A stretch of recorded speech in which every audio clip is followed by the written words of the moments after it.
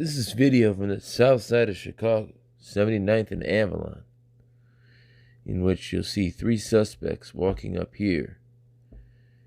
They're reporting that there's two males and one female in that group. Inside the store is one Jaya Beeman. She is in there with her date. She's 19 years old. They have just come back from the Shed Aquarium and stopped there to pick up some snacks. This is what the three suspects fled in. Chrysler 300 with a damage to the left back panel. The three assailants let off just under 20 rounds before they fled. 4 people were injured: an 18-year-old woman, a 63-year-old man, and a 17-year-old girl. Jaya was a nursing school student at Malcolm X College, following in the footsteps of her mother, who's an RN, registered nurse. Now, Naisha Beeman got the news that her daughter was shot. Her and other family members made their way quickly to the University of Chicago Medical Center. It was only about a year and a half ago in which they put a trauma center for gunshot wounds on the south side of Chicago. Unfortunately, Jaja could still not be saved. When Miss Beeman got there and viewed the body of her daughter, she passed out. I'm sure there was a lot of wailing and crying and sobbing with other family members. The hospital called the police. They alleged that Miss Beeman struck and kicked the police officer. They arrested her, and as she states, they dragged her away to jail. Miss Beeman spent the first night her daughter died in a jail cell. Mrs. Beeman, who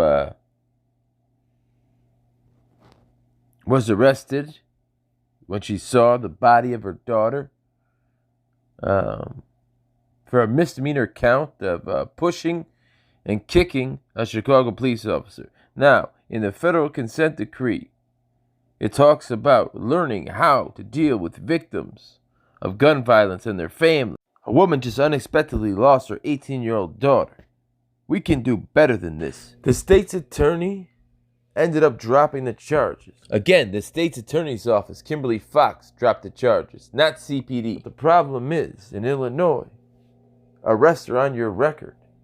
If you get arrested, it doesn't matter if the next day they find a videotape of somebody else doing it. It doesn't matter if you're found innocent. The arrest in itself stays on your record. Not only that, it is now conflicting with whether she's going to be able to keep her registration through the state of Illinois. Because it doesn't matter if you're found not guilty in the court of law. The simple fact of the arrest, even though we're innocent until proven guilty in this country, the simple fact of the arrest stays on your record and is used against you in job applications. When Jaya Beeman was 16, she was also the subject of a citywide hunt that she had gone missing. It was in the Tribune, the Sun-Times, on the news. The end of that story was she had returned home safely.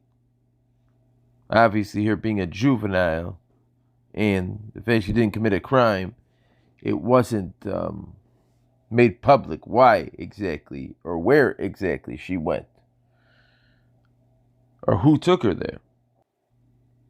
When Mrs. Beeman was arrested, she said she fainted, and when she came to, the plainclothes officer, in her words, that was dragging her out of the hospital, told her that she wasn't grieving appropriately. And that's why she was being arrested. She wasn't grieving appropriately. As of Tuesday, March 31st, the killers have still not been found.